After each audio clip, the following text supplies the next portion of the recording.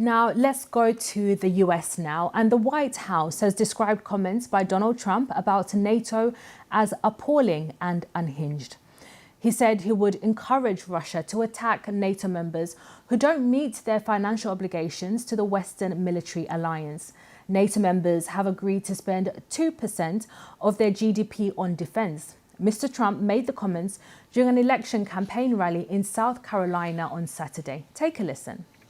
NATO was busted until I came along. I said, everybody's going to pay. They said, well, if we don't pay, are you still going to protect us? I said, absolutely not. They couldn't believe the answer.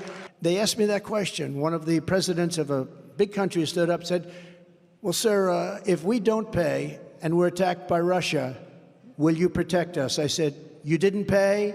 You're delinquent?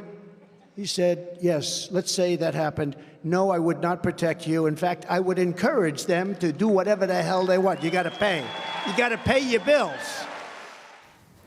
Well, earlier I spoke to Dr. Patrick Bury, a defence and security expert at the University of Bath and former NATO analyst. I asked him for his analysis on Mr. Trump's comments.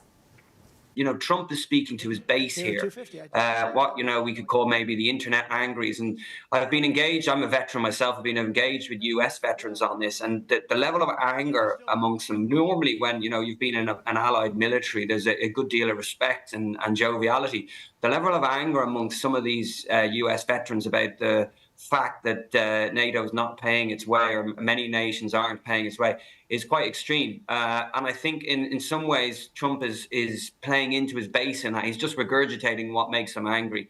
But so it does have an impact, and there's a real worry, I think, emerging in NATO about this fact. One, Russia has put its economy onto a war footing, and it's increasing its capability relative to the rest of Europe, okay? And in 3 to 5 years, there is now an unlikely worse course of action, but still a course of action leading that way, where Russia would keep going after Ukraine. Yeah, especially if Trump was in the White House and there was a split within NATO about either over Ukraine and should it respond, or about how would it respond to, say, a small incursion, which should, in theory, trigger Article 5. So I think that's really where the NATO alliance is worried, are these what-ifs. There's now an emerging path where things could get really quite serious.